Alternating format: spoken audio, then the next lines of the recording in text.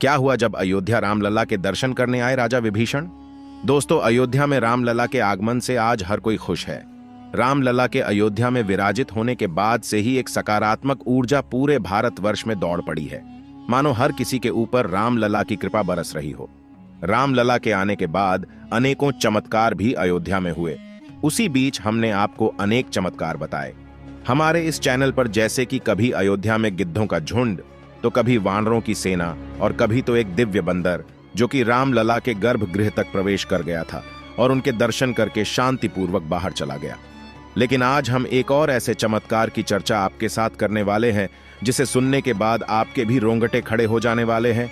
लेकिन आगे बढ़ने से पहले अगर आप भी रामलला के भक्त हैं तो इस वीडियो को एक लाइक करके कमेंट बॉक्स में जय श्री राम अवश्य लिखें और पूरी वीडियो देखें। दरअसल दोस्तों, होता कुछ ऐसा है कि जब 22 जनवरी को अयोध्या में रामलला की प्राण प्रतिष्ठा होती है तो उसके बाद सभी के मन में बस एक ही इच्छा थी कि वे जल्द से जल्द रामलला के दर्शन करने अयोध्या पहुंच जाए। लेकिन 22 जनवरी को केवल वीआईपी प्रवेश ही वर्जित था, इसी कारण कोई आम इंसान वहां नहीं गया। लेकिन 23 जनवरी से सभी भक्तजन भरी मात्रा में अयोध्या पहुंचे और प्रभु के दर्शन करने के लिए लंबी लंबी कतारों में खड़े भी हुए, क्योंकि रामलला के दर्शन जो करने थे। लेकिन जैसे जैसे दिन बीतते गए, लेकिन रामलला के दर्शन के लिए भक्तों की भीड़ कम नहीं हुए। ये दिन था 27 जनवरी का, जब ऐसे ही भीड़ अयोध्या रामलला के दरबार में हुई।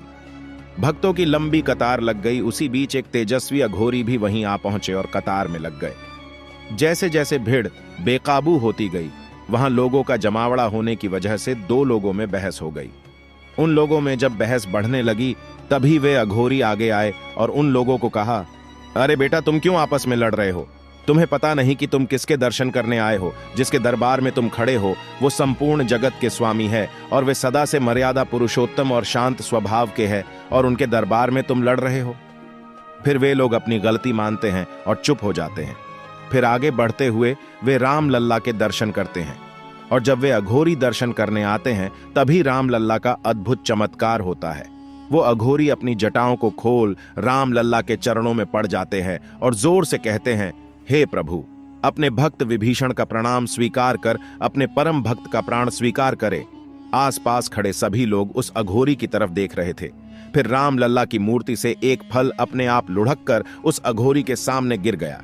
वो अघोरी तभी ऊपर सिर करके रामलला की तरफ देखने लगे और मुस्कुराने लगे। अघोरी फिर से बोले, देखिए पुजारी जी, रामलला का संकेत समझ रहे हैं आप। ये सब देखकर पुजारी जी और आसपास के लोग भी हक्के बक्के थे। सभी रामलला के सामने हाथ जोड़कर खड़े थे। पुजारी जी बोले, महाराज अब उठिए, भी बाकी भक्तजन भी दर्शन के लिए प्रतीक्षा कर रहे हैं।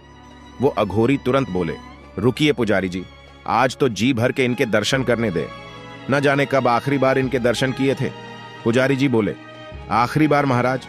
अघोरी बोले, हाँ, कब रामायण की घटना हुई थी उसके बाद आज दिख रहे हैं। ऐसा बोल करे अघोरी उठे और चल दिए मंदिर के बाहर, और जाते जाते बोले, प्रभु फिर से दर्शन होंगे आपके, लेकिन इस रूप में नहीं, आपके साक्षात रूप में। और अघोरी मंदिर से बाहर गए।